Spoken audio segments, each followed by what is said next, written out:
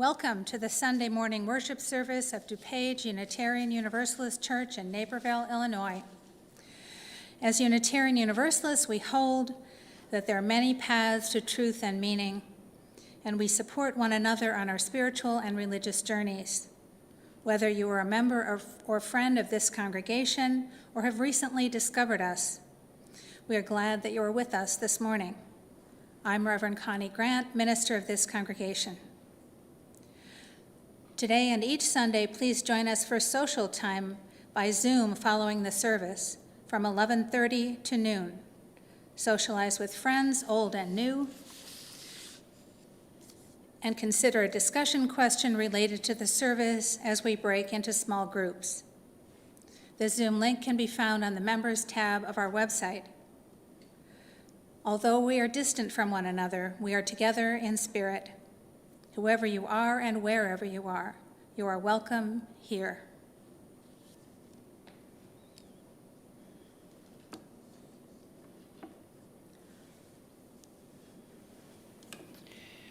For the New Year by Lisa Day.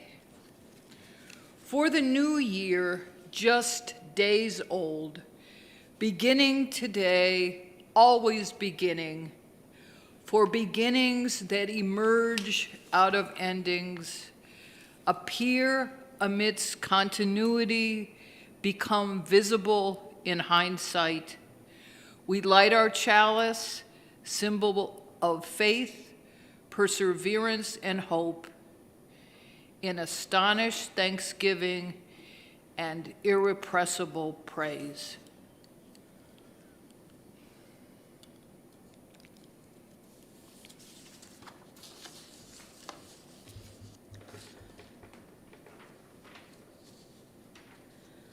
And our opening words, "This is It" by James Broughton.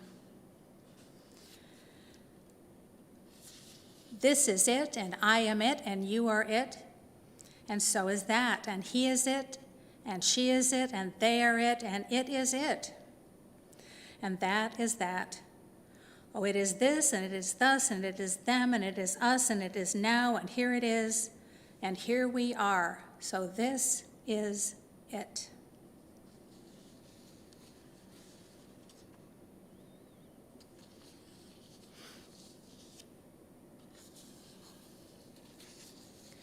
It is time to gather, and our story is The Three Questions by Leo Tolstoy, as told by Thich Nhat Hanh. One day, it occurred to a certain emperor that if he only knew the answers to 3 questions, he would never fail in anything he might undertake. The 3 questions were: what is the best time to do each thing? Who are the most important people? And what is the right thing to do? The emperor issued a decree throughout his kingdom announcing that whoever could answer the questions would receive a great reward. Many who read the decree made their way to the palace at once, each person with a different answer. In reply to the first question, what is the best time to do each thing, one person advised that the emperor make up a thorough time schedule consecrating every hour, day, month, and year for certain tasks, and then follow the schedule to the letter. Only then could he hope to do every task at the right time. Another person replied that it was impossible to plan in advance, and the emperor should put all vain amusements aside and remain attentive to everything in order to know what to do at what time. Someone else insisted that by himself, the emperor could never hope to have all the foresight and competence necessary to decide when to do each and every task, and what he really needed was to set up a council of the wise and then to act according to their advice. Someone else said that certain matters required immediate decision and could not wait for consultation, but if he wanted to know in advance what was going to happen, he should consult magicians and soothsayers. The responses to the second question, who are the most important people, also lacked accord. One person said that the emperor needed to place all his trust in administrators. Another urged reliance on priests and monks, while others recommended physicians. Still others put their faith in warriors. The third question, what is the right thing to do, drew a similar variety of answers. Some said science was the most important pursuit. Others insisted on religion. Yet others claimed the most important thing was military skill. The emperor was not pleased with any of the answers, and no reward was given. After several nights of reflection, the emperor resolved to visit a hermit who lived up on the mountain and was said to be an enlightened one. The emperor wished to find the hermit to ask him the 3 questions, though he knew the hermit never left the mountains and was known only to receive the poor, refusing to have anything to do with persons of wealth or power. So the emperor disguised himself as a simple peasant and ordered his attendants to wait for him at the foot of the mountain while he climbed the slope alone to seek the hermit. Reaching the Holy One's dwelling place, the emperor found the hermit digging a garden in front of his hut. When the hermit saw the stranger, he nodded his head in greeting and continued to dig. The labor was obviously hard on him. He was an old man, and each time he thrust his spade into the ground to turn the earth, he sighed heavily. The emperor approached him and said, "I have come here to ask your help with 3 questions. When is the best time to do each thing? Who are the most important people? And what is the most important thing to do at all times?" The hermit listened attentively, but only patted the emperor on the shoulder and continued digging. After a little while, the emperor said, "You must be tired. Here, let me give you a hand with that." The hermit thanked him, handed the emperor the spade, and then sat down on the ground to rest. After he had dug 2 rows, the emperor stopped and turned to the hermit and repeated his 3 questions. The hermit still did not answer, but instead stood up and pointed to the spade and said, "Why don't you rest now? I can take over again." But the emperor continued to dig. 1 hour passed, then 2. Finally, the sun began to set behind the mountain. The emperor put down the spade and said to the hermit, "I came here to ask if you could answer my 3 questions. But if you can't give me any answer, please let me know so that I can get on my way home." The hermit lifted his head and asked the emperor, "Do you hear someone running over there?" The emperor turned his head. They both saw a man with a long white beard emerge from the woods. He ran wildly, pressing his hands against a bloody wound in his stomach. The man ran toward the emperor before falling unconscious to the ground, where he lay groaning. Opening the man's clothing, the emperor and hermit saw that the man had received a deep gash. The emperor cleaned the wound thoroughly and then used his own shirt to bandage it. At last, the wounded man regained consciousness and asked for a drink of water. The emperor ran down to the stream and brought back a jug of fresh water. The hermit gave the emperor a hand in carrying the man into the hut, where they laid him down on the hermit's bed. The man closed his eyes and lay quietly, then fell asleep.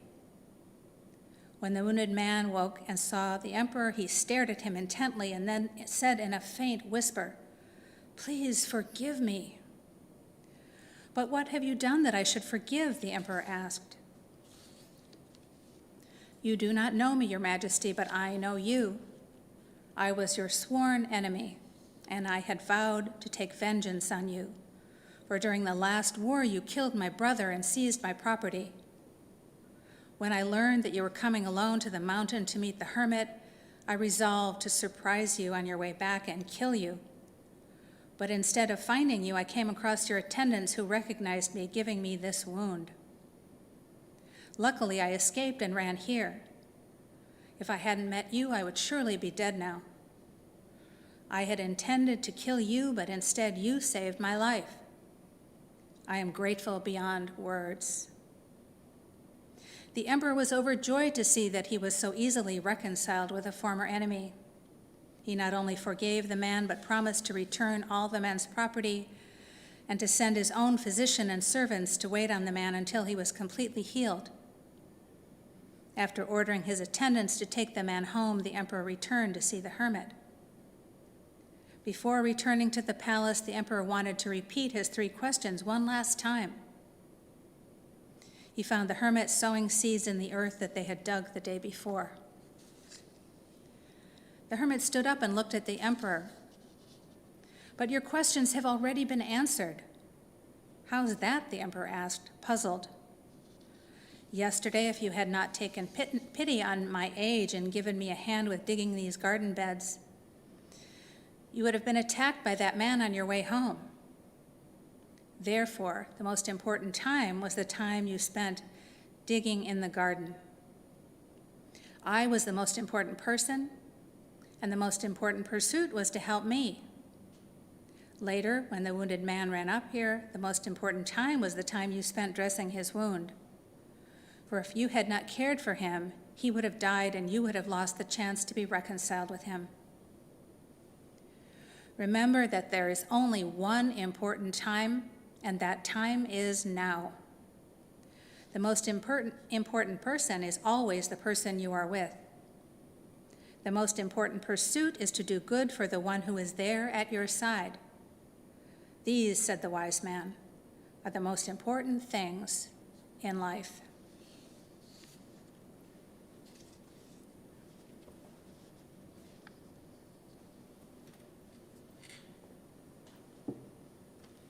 Please join us in our song of affirmation.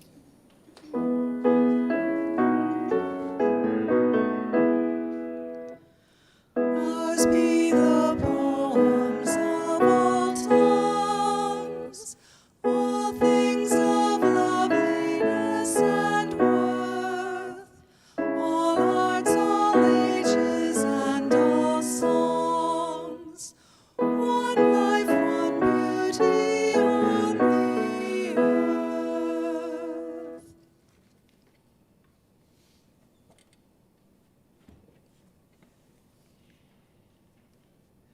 Please join me in our unison reading by William Murray. These are the days that have been given to us. Let us rejoice and be glad in them. These are the days of our lives. Let us live them well in love and service. These are the days of mystery and wonder. Let us cherish and celebrate them in gratitude together. These are the days that have been given to us. Let us make of them stories worth telling to those who come after us.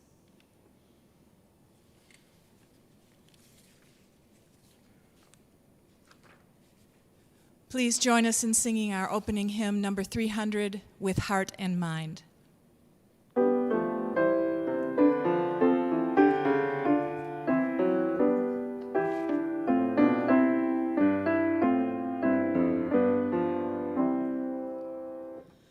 With heart and mind and voice and hand, may we this time and place transcend, to make our purpose understood. O mortal, search for mortal good, a firm commitment to the goal of justice, freedom, peace for all.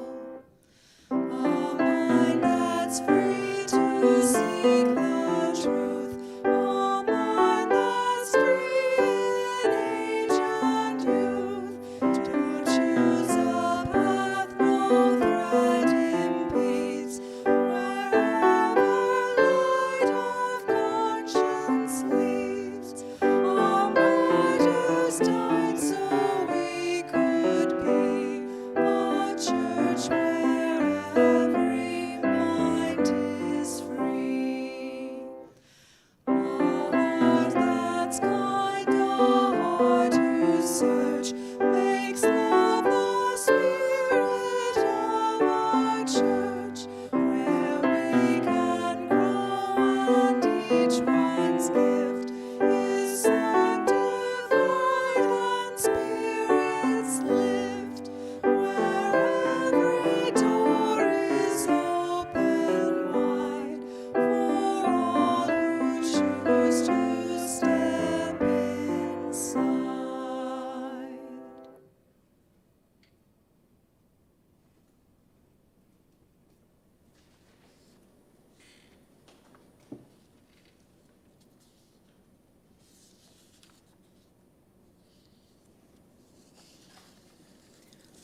We hold each other in our hearts and minds with all our joys and all our sorrows.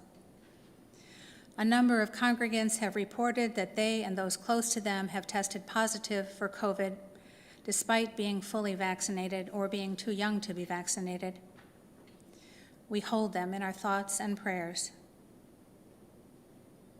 We remember those who are experiencing losses of various kinds and those facing health challenges. We are aware that many are faced with heightened difficulties presented by these times that continue to be challenging for all. Even when the cares of the world weigh on us, may we find joy in our connections with each other and in the pleasures that life holds. Let us care for one another and for ourselves in all the ways we can. As we hold each other in our hearts and minds with all our joys and all our sorrows, whether spoken or unspoken, let's take a moment to be quiet together.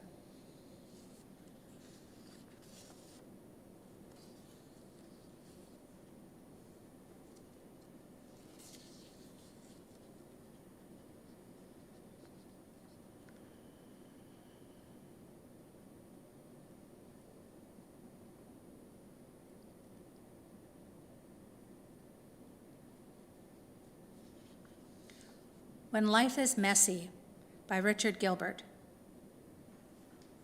It is easy to pray when the sun shines, and we are grateful for another glorious day of being.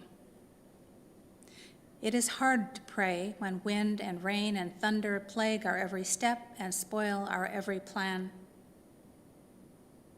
It is easy to be virtuous when life goes well and our existence is a journey from bliss to beauty and back. It is hard to be virtuous when life assaults us and our very being is a pilgrimage from bad to worse to worst. It is easy to be cheerful when health bursts in us so that we can feel the very pulse of life. It is hard to be happy when pain and fatigue beset us and we wonder if we can go on. It is easy to do good when our goodness is rewarded and we feel the power of pride and accomplishment. It is hard to do good when we suffer for our efforts and are troubled because we have been misunderstood. It is easy to feel religious impulses well up inside us when inspiration lives at our elbow and walks on our path. It is hard to feel religious when we are tired with work to be done and discouragement seems to mark our every move. O God of order and neatness, we give thanks for manifold blessings and for all that is good. O God of chaos and disorder, be with us also when life is messy.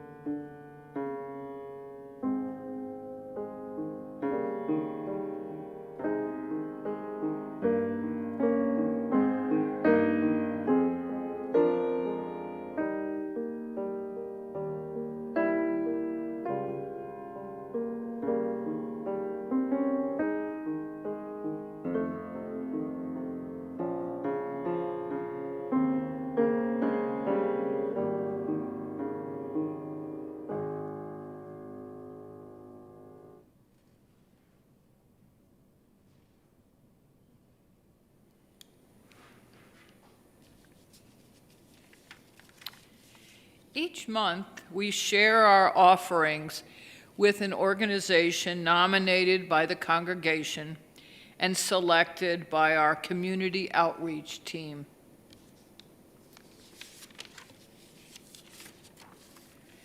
This January's special offering will benefit the DuPage Unitarian Universalist Church's SMILE Project. The SMILE Project was designed to provide mentoring and work experience to high school students who are not at the top of their class, nor in the bottom quarter, but those who could use encouragement and help to prepare for entering the workforce after high school. Donations to support the SMILE Project and the DuPage Unitarian Universalist Church can be made through the church website or by mailing a check to the church office. Contributions are given and received in a spirit of generosity and gratitude.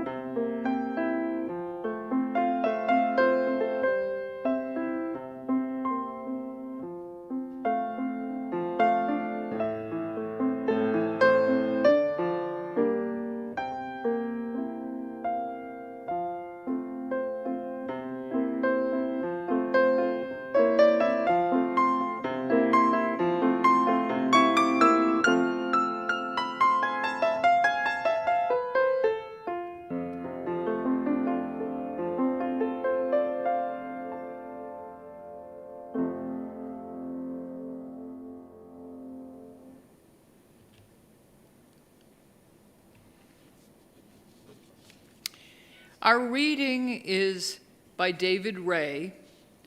Thanks, Robert Frost. Do you have hope for the future? Someone asked Robert Frost toward the end. Yes, and even for the past, he replied, that it will turn out to have been all right for what it was, something we can accept, mistakes made by the selves we had to be, not able to be perhaps what we wished, or what, looking back half the time, it seems we could so easily have been. The future, yes, and even for the past, that it will become something we can bear. And I too, and my children, so I hope, will recall as not too heavy the tug of those albatrosses I sadly placed upon their tender necks. Hope for the past, yes, old Frost, your words provide that courage, and it brings strange peace that itself passes into past. Easier to bear because you said it rather casually as snow went on falling in Vermont years ago.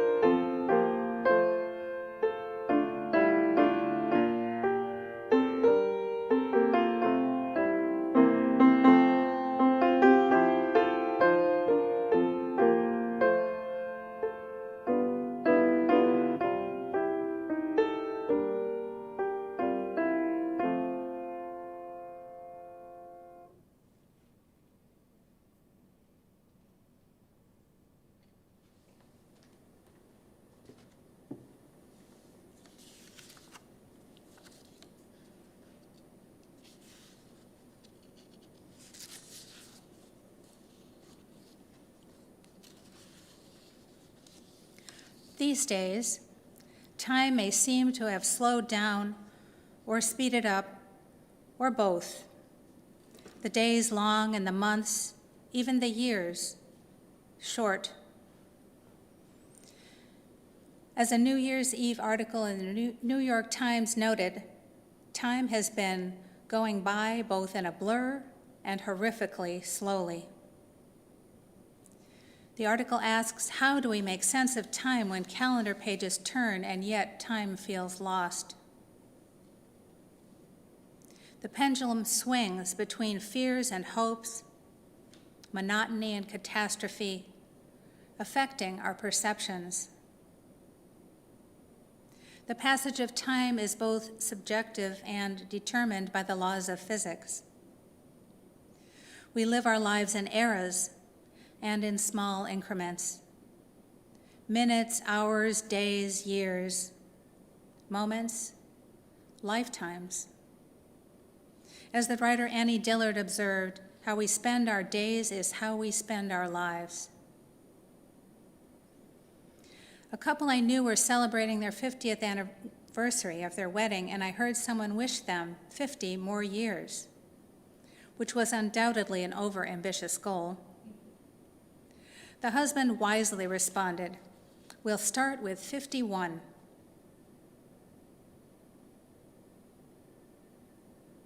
And we'll take it a year at a time." That's how we got this far. And I'm being affected by the fact that that man was one of the first deaths from COVID in the United States almost 2 years ago.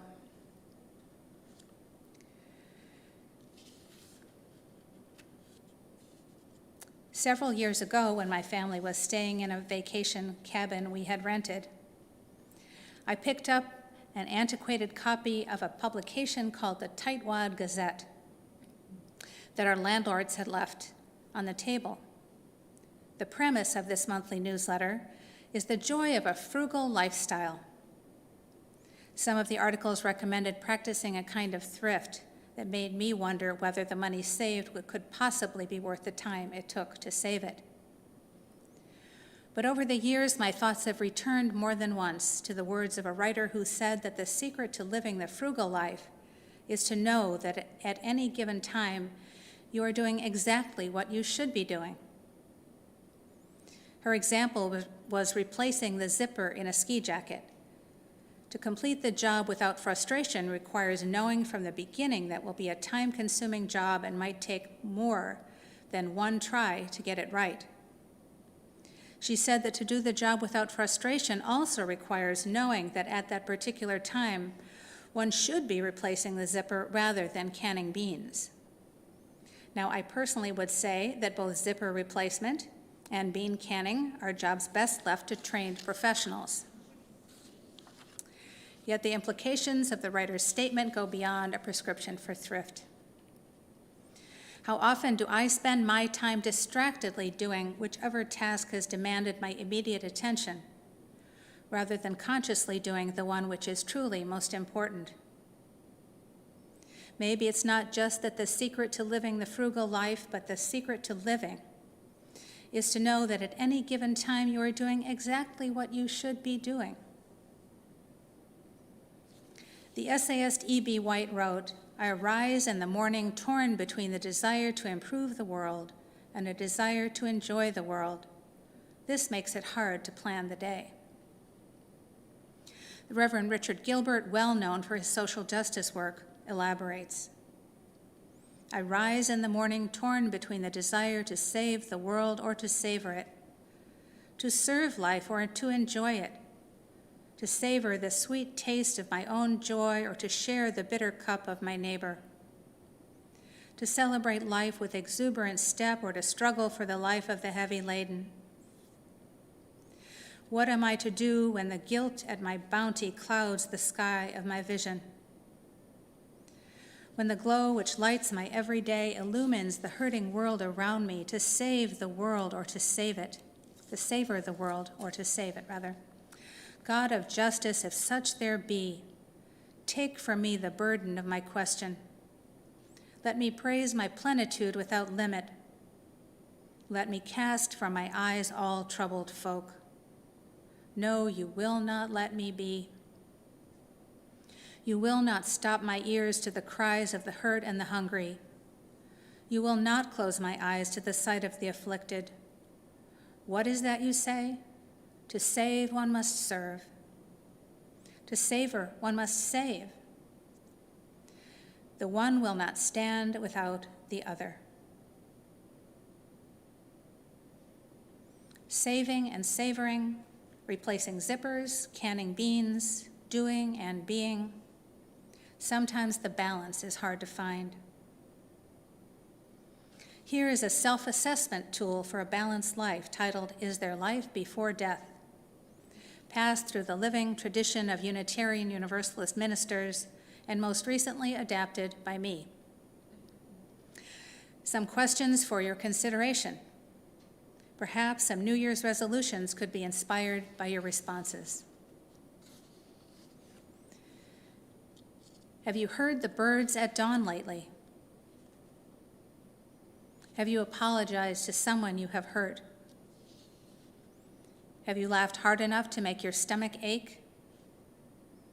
Have you gotten down on your knees to make a sandcastle, play a board game with a child, or to pray? Have you thanked someone for something they do every day? Have you listened to an entire symphony? Have you spent an entire day without talking? Have you contacted a friend you've been out of touch with?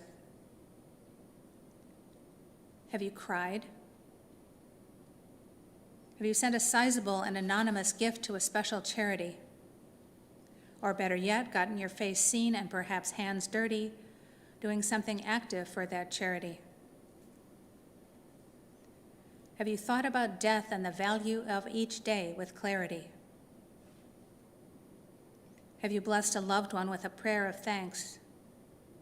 Visited a depressed friend? Written down a dream? Sung in the shower? Visited the place where you grew up?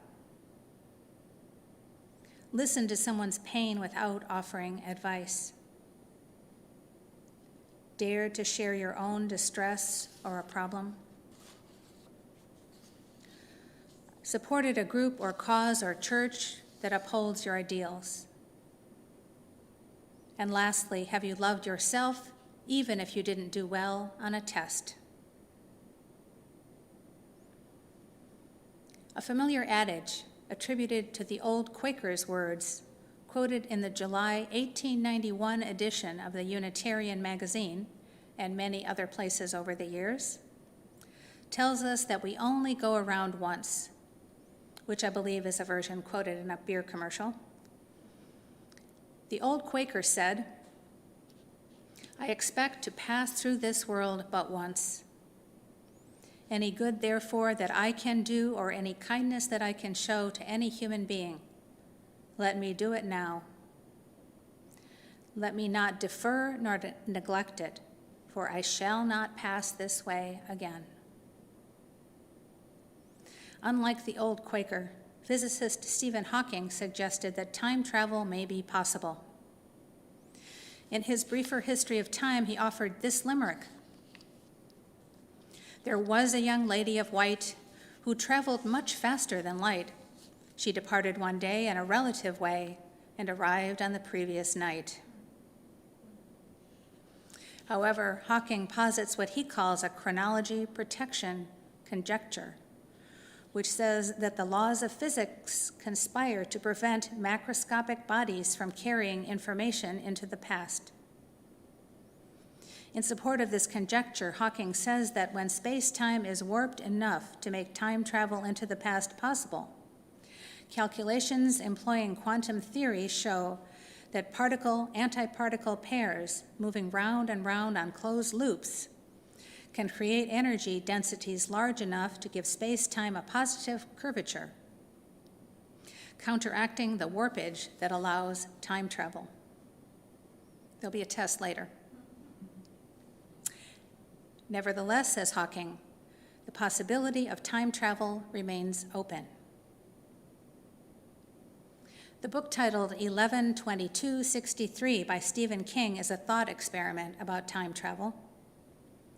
In the book, the protagonist travels back in time with the mission of preventing the Kennedy assassination. The book jacket notes, "Never has time travel been so believable or so terrifying." I found the book fascinating, with references to the butterfly effect and the ripples that result from each action. I won't tell how it turns out.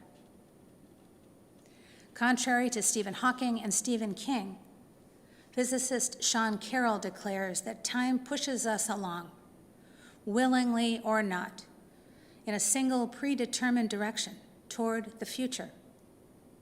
He posits that travel into the distant future is relatively easy and could be accomplished by moving really, really fast.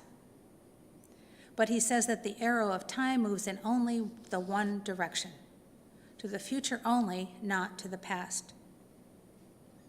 Carroll explains that just about everything about the arrow of time, what we would think of as how time works, the fact that the past is set in stone while the future can still be altered, is all because of entropy. Entropy, he explains, is the measure of a system's disorder, which creeps up over time as dictated by the second law of thermodynamics. Carroll states that the continual growth of entropy, starting with the origin of the universe, fills the world with irreversible processes that divide the past from the future.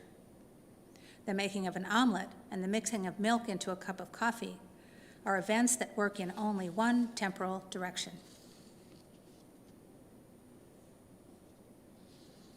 As I read Stephen King's book, I pondered the idea that in real life, in our real lives, there is one way to change the past, even the tragedies and the horrors.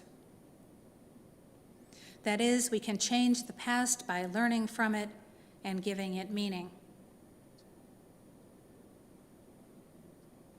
As in the poem that Caroline read, Robert Frost had hope not only for the future but even for the past, that it will turn out to have been all right for what it was, something we can accept, mistakes made by the selves we had to be, not able to be perhaps what we wished, or what looking back half the time it seems we could so easily have been or ought. The future, yes, and even for the past. The New York Times article quotes Joy Harjo, the United States Poet Laureate. I like to think of a new year being possible at any moment, as every moment is a kind of doorway.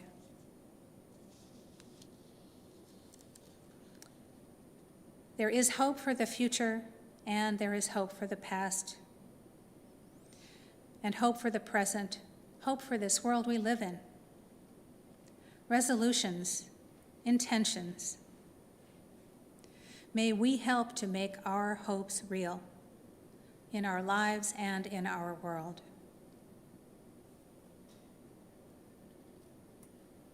Our closing hymn is number 350, The Ceaseless Flow of Endless Time.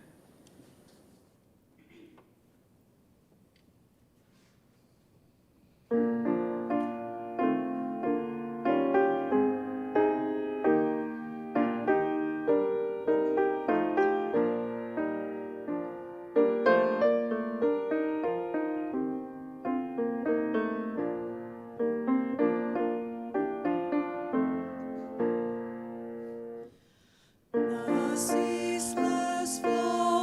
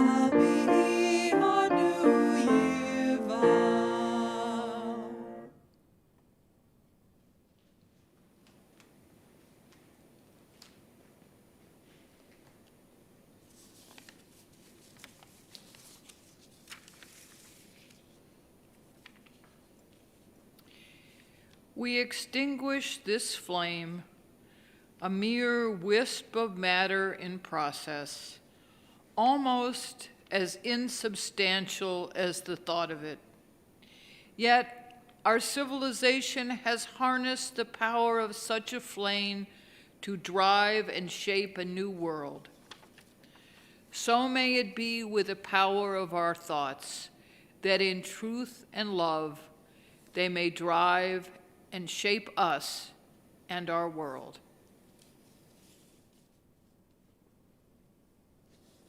May we live our lives fully and creatively, living in the moment, building on the past, creating the future, so that we may be a blessing to ourselves, to each other, and to all those whose lives we touch. Amen.